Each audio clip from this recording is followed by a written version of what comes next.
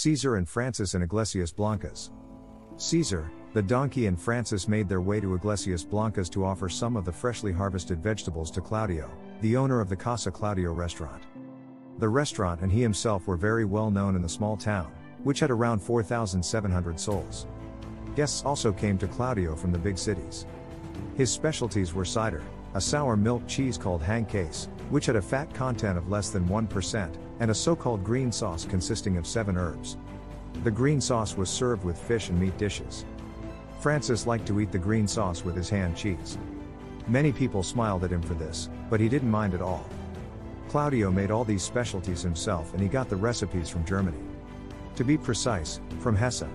According to the villagers, he had lived there for around 30 years. Whispering about someone else was part of daily village life and was always very entertaining. When Francis arrived at Claudio's, he was very pleased and then very surprised that Francis was carrying a donkey and a cart loaded with fresh vegetables. Claudio immediately offered Caesar a covered parking space and gave Francis a delicious cup of coffee. Caesar was a little exhausted.